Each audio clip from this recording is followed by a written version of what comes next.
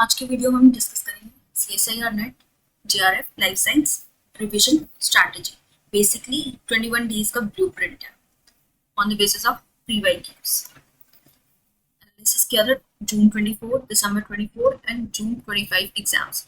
Almost 80% जो questions आते हैं ना वो हाई यील्डिंग यूनिट से आते हैं, तो हम डिस्कस करेंगे वो हाई यील्डिंग यूनिट्स इस वीडियो में।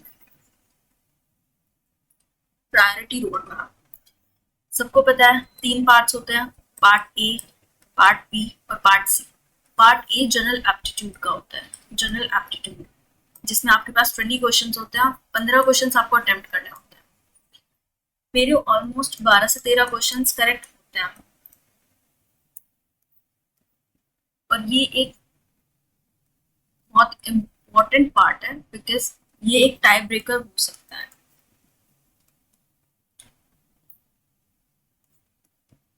आज की वीडियो में डिस्कस करेंगे पार्ट बी और सी के मोस्ट इम्पोर्टेंट यूनिट्स। सिर्फ 21 दिन बाकी हैं, ऑलमोस्ट 21 दिन बाकी हैं।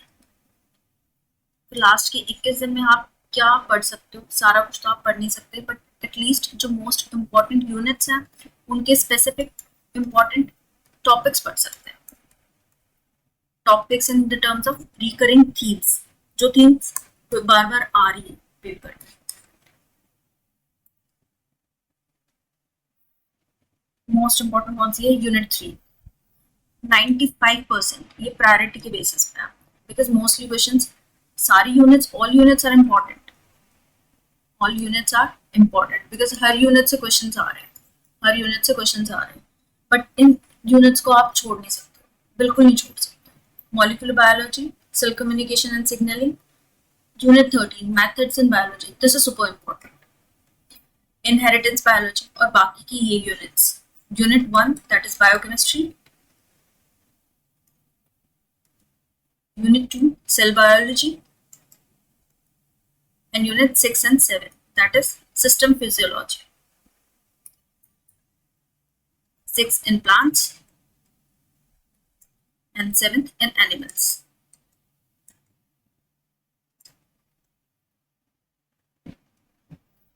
Unit 1 biomolecules, Unit 2 cell biology. ये क्वेश्चंस आए हुए हैं, ये थीम्स है बेसिकली। एंजाइम काइनेटिक्स, जून 24 में इसके बारे में क्वेश्चन पूछा हुआ है। केम और Vmax, how they changes with competitive और नॉन कॉम्पिटिटिव इनहिबिटर्स। ये टॉपिक्स सुपर इंपॉर्टेंट है। अगर आपके पास और टाइम नहीं, आप सारी यूनिट्स नहीं पढ़ सकते, तो एटलीस्ट इन टॉपिक्स को आप इतने अच्छे से कर लो कि इसमें से कोई गलती ना हो। यूनिट 1 से और यूनिट 2 से सेल साइकिल सुपर इंपॉर्टेंट है, न्यूक्लियर ट्रांसपोर्ट, एनएलएस और एनईएस सिग्नल मैकेनिज्म, ये सारी चीजें। प्रोटीन सॉर्टिंग में दिसंबर 24 में क्वेश्चन पूछा हुआ है। Next is molecular biology. Replication हमने प्रीवियस वीडियोस में रेप्लिकेशन पढ़ा है, इकोलाई में पढ़ा है, और आगे आने वाली वीडियोस में हम यूकैरियोट्स के बारे में पढ़ेंगे। एंजाइम्स दिसंबर 24 में क्वेश्चन पूछा हुआ है। ट्रांसलेशन और इलोंगेशन फैक्टर पाथवेज 25 में क्वेश्चन पूछा हुआ है। देन इज ऑपरेंट रेगुलेशन, ये भी इंपॉर्टेंट है, 24 में क्वेश्चन पूछा हुआ है। Switches of lac and trp operons, next video में हम इन दोनों के बारे में भी पढ़ेंगे, lac and trp operon, tryptophan ऑपेरॉन्स।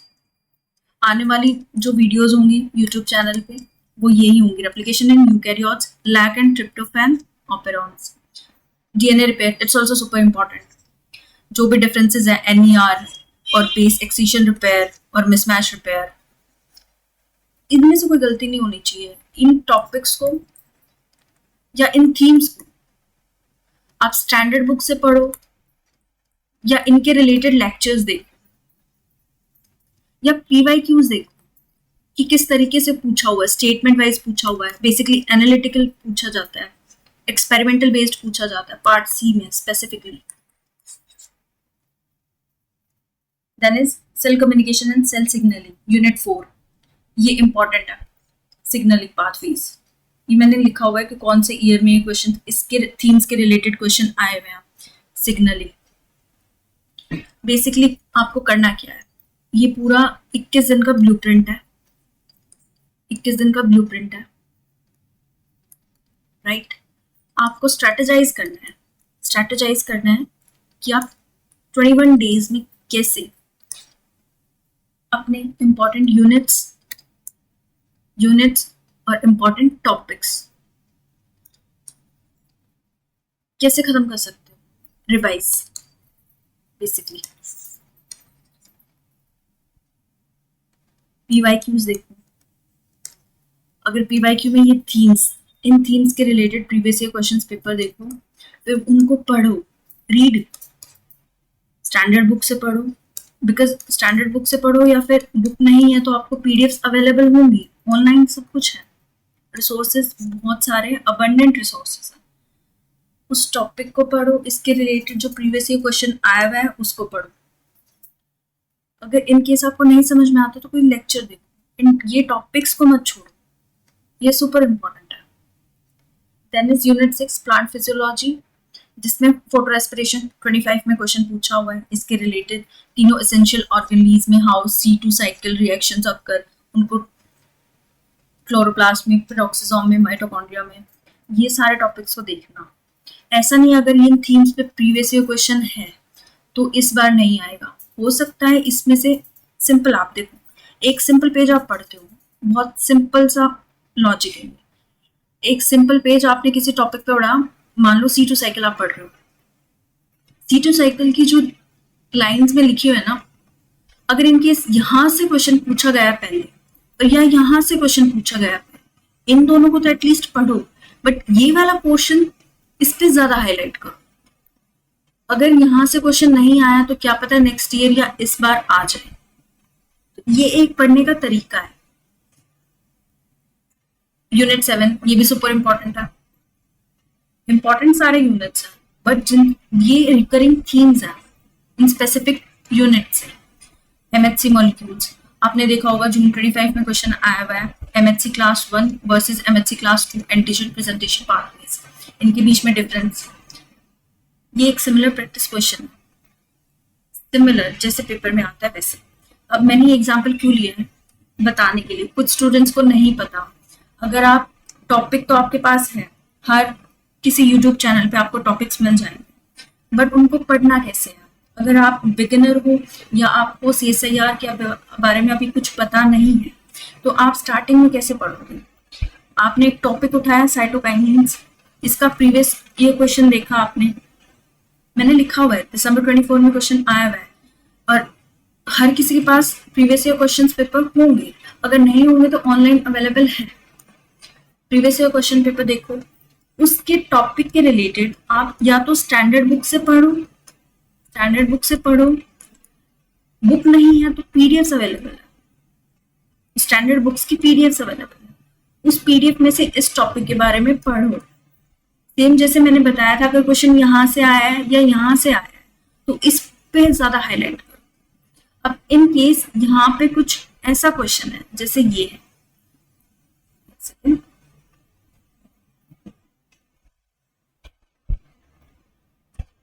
जैसे ये क्वेश्चन है, which MHC molecule is responsible for presenting endogenous intracellular antigens to cytotoxic CD8 plus T cells।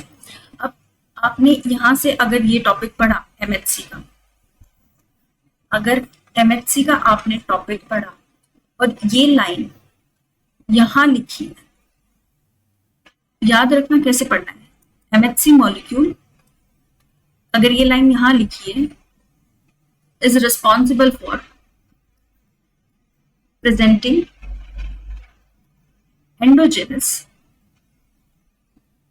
intracellular antigens to cytotoxic CD8 plus T cells। MHC molecule कौन सा, MHC class 1, MHC class 1।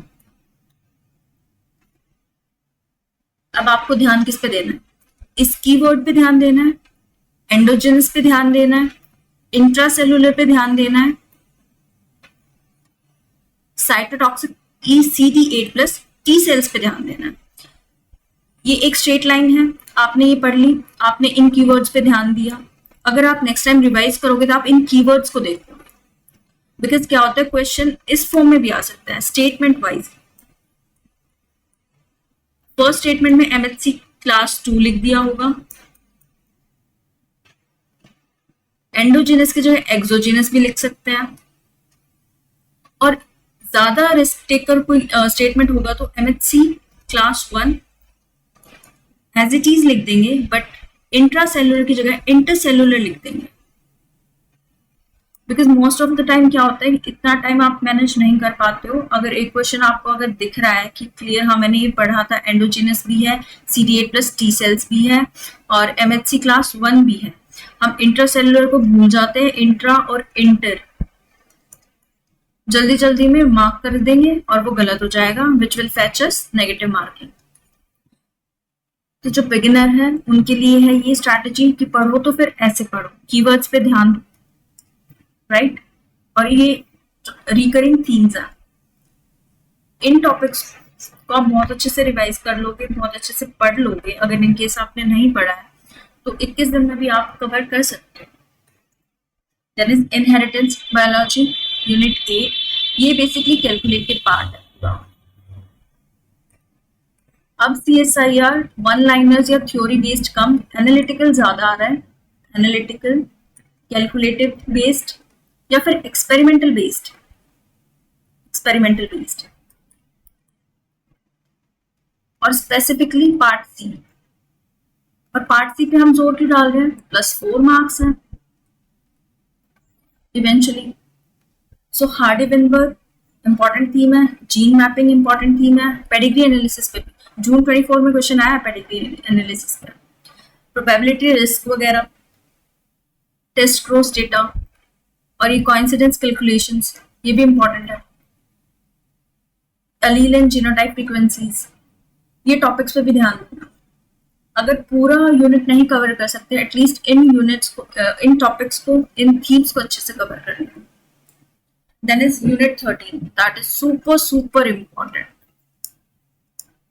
Because ये unit overlap करती है बाकी units के साथ, PCR and QPCR। Remember these hooks, ये themes हैं, ये टेक्निक्स हैं, इनमें कहाँ से क्वेश्चन आ रहा है, प्राइमरी डिजाइन से क्वेश्चन आ रहा है, CT वैल्यू पे क्वेश्चन आ रहा है, एसेज पे क्वेश्चन आ रहा है, 24 में इसका ट्रेंड देखा गया है। की पॉइंट्स, आपने CT वैल्यू को टेम्पलेट कॉन्सेंट्रेशन से रिलेट करना है, ये these are the key points, इन पे ध्यान देना है। अगर आप कोई टॉपिक या थीम पढ़ रहे हो उसके अंदर कहाँ से क्वेश्चन पूछा गया है उस चीज पे ध्यान दें। ये PDF अवेलेबल हो जाएगी, आप लिंक होगा टेलीग्राम का मेरे डिस्क्रिप्शन में या मेरे बायो में, आप टेलीग्राम ज्वाइन कर सकते हो, आपको पूरी PDF मिल जाएगी थीम्स के related. Parts, why part C super super important, because rejection beat selection, rejection beat selection through आपको 75 में से सिर्फ 25 क्वेश्चन करने हैं, 25 क्वेश्चंस ओनली। तो स्किप करना आपको बहुत अच्छे से आना चाहिए, स्किप और reject, anything you can say, reject और skip, because massive 66% selection margin है। हर एक आंसर को, हर एक क्वेश्चन को हमें आंसर करने की जरूरत नहीं है, हमें स्किप करना पड़ेगा अनफेमिलियर यूनिट्स को, और एंटायरली फोकस हमारा कहाँ शिफ्ट होना चाहिए, हाई प्रोबेबिलिटी क्वेश्चंस, जो कि हाई यील्डिंग यूनिट्स से आने वाले, हाई यील्डिंग यूनिट्स जो हमने अभी डिस्कस किए हैं। 75 में से ओनली 25 क्वेश्चंस टू अटेम्प्ट, तो स्किप करना बहुत जरूरी है। तो ये 21 दिन आप क्या करोगे, मेन फोकस आपका यही होना चाहिए, जो भी मैंने की टॉपिक्स आपको बताए हैं उनको आप मास्टर करो बिल्कुल थोरोली। आप वीडियोस देखो या लेक्चर्स देखो, कुछ भी देखो, या आप, मेरा पर्सनल सजेशन ये होगा कि आप स्टैंडर्ड बुक से उन टॉपिक्स को पढ़ो, स्टैंडर्ड बुक से आप उन टॉपिक्स को पढ़ो।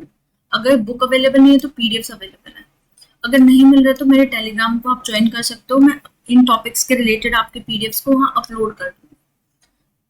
मेन PDF बुक से आपने पढ़ा, सेम उनका previous year question paper, previous year question paper तो छोड़ना ही नहीं है। दिस इज द फुल 21 दिन का पूरा एक्शन ब्लूप्रिंट। पहले 5 दिन आप इन यूनिट्स पे फोकस कर सकते हो, इन टॉपिक्स पे, इन थीम्स पे भी फोकस कर सकते हो, इनको बिल्कुल मास्टर कर लो, मास्टर इट थोरली। मैं बार बार ये चीज इसलिए बोल रही हूँ बिकॉज इन टॉपिक्स में से कोई कुछ गलत नहीं होना चाहिए। 6 से 10 दिन के बीच में आप सिग्नलिंग और जेनेटिक्स पे फोकस कर सकते हो, physiology, system physiology, plants and animals plus methods. इस यूनिट बहुत ध्यान से पढ़ना है, बहुत सुपर इंपॉर्टेंट है। ओवरलैप करके पढ़ सकते हो। अगर आप रेप्लिकेशन पढ़ रहे हो तो आप मॉलिक्यूलर बायोलॉजी में से रेप्लिकेशन वाला पार्ट साथ में पढ़ सकते हो उससे। बिकॉज एक सिंपल क्वेश्चन मैं बताती हूँ,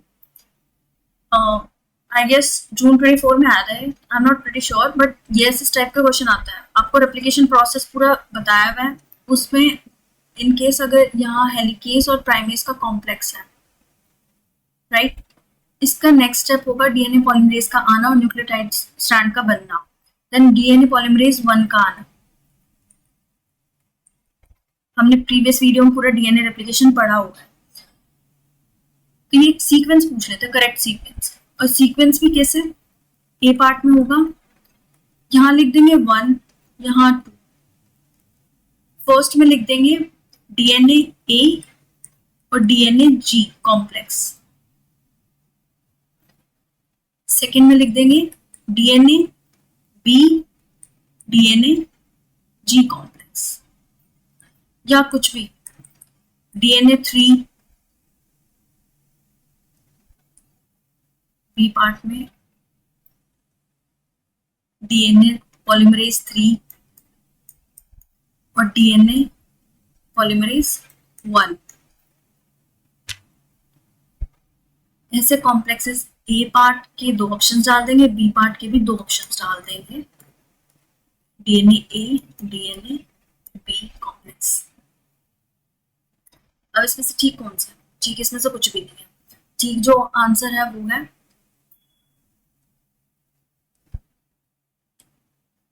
जो करेक्ट आंसर होना चाहिए इसका, करेक्ट आंसर क्या होगा, करेक्ट आंसर होगा ये सी वाला पार्ट ले लेते हैं। फर्स्ट यहाँ कौन सा कॉम्प्लेक्स है, प्राइमेस और हेलिकेस। प्राइमेस हमारा कौन सा था, पहले हेलिकेस था, डीएनए बी डीएनए जी कॉम्प्लेक्स।